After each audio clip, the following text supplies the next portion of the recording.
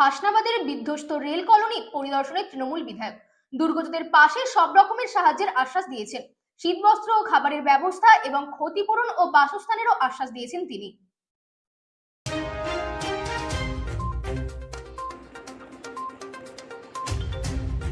দুর্গতদের পাশে থেকে সব রকমের সাহায্যের আশ্বাস উত্তর 24 পরগনার বসিরহাট মহকুমার হাসনাবাদ থানার হাসনাবাদ রেল বস্তির ঘটনা।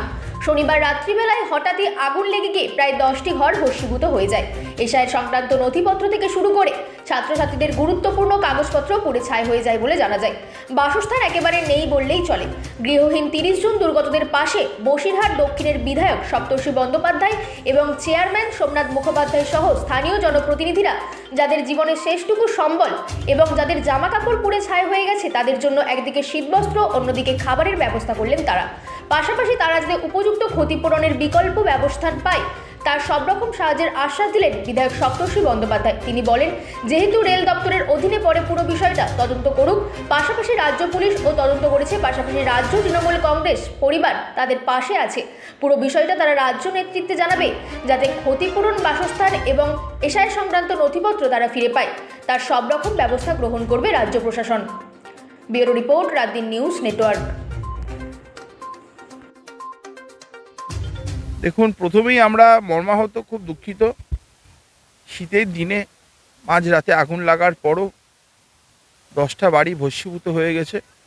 স্থানীয় মানুষজনের হস্তক্ষেপে, দমকলের সাহায্যে আমরা ভাগ্যবান যে মানুষের জীবনহানি কিছু ঘটেনি।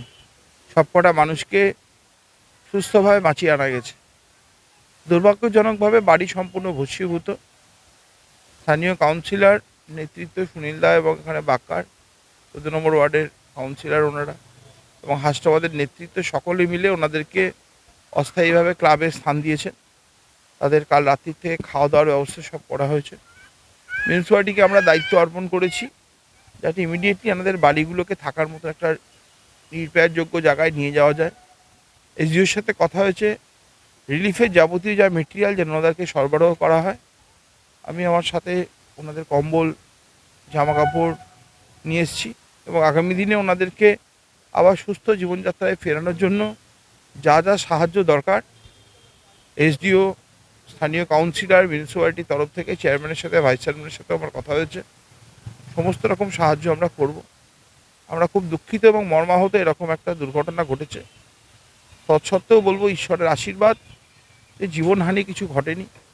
জীবন মহামূল্যবান, ওনাদের কাগজপত্রগুলো হারিয়ে গেছে, পুড়ে গেছে, সেগুলো আবার ফেরত পাওয়া যাবে এবং তাদেরকে স্বাভাবিক জীবনযাত্রায় আনার জন্য সবাই আমরা একত্রিত হয়ে একভাবে পাশে দাঁড়াবো অসহায় মানুষগুলোর চোখের জল মোছানোর জন্য। দেখুন, এসআইআর একটা বিচ্ছিন্ন ঘটনা, এটার সাথে ভাববো। এসআইআরে সারা বাংলার মানুষ আজকে রাস্তায় লাইনে দাঁড়িয়ে, সবাই কাগজ হাতে লাইন দেখাতে হচ্ছে। আমি জানি না এনাদের মধ্যে এসআইআরে কতজনের ডাক ছিল। এনাদেরকে আগে স্বাভাবিক জীবনযাত্রায় নিয়ে আসাটা আমাদের কাছে বেশি জরুরি। জান रहेगा তো জাহান रहेगा, মানুষের জীবন আছে, সব চলে আসবে। এসআইআর আজ এসছে, কাল চলে যাবে। সরকার, মমতা ব্যানার্জি এদের মাথার উপর আছেন, স্থানীয় মিউনিসিপ্যালিটি আছে, সুনীলদা বাক্কার দ্বারা আছে। আমাদের বিশ্বাস আগে জীবনগুলো সুস্থাপিত হোক, একটা স্বাভাবিক ছন্দে ফিরে আসুক। অনেকের টোটো পুড়ে গেছে দেখছি, অনেকের ভ্যান পুড়ে গেছে দেখছি, সেই মানুষগুলো ছন্দে ফিরুক। এসআইআরের জন্য তো আমরা সারা বাংলার মানুষের পাশে আছি।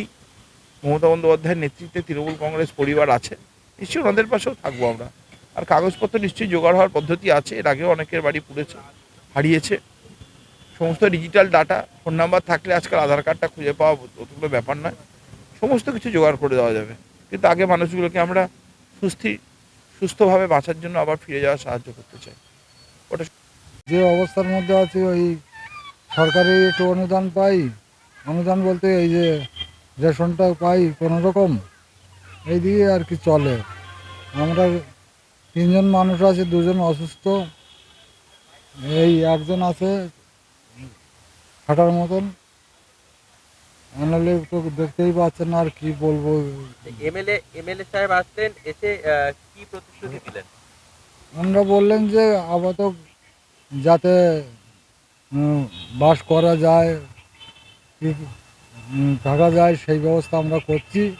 এখানে সুনীলদা আছে কাউন্সিলর, তানাকে নিয়ে কথাটা বার্তা বললেন, শুনলাম।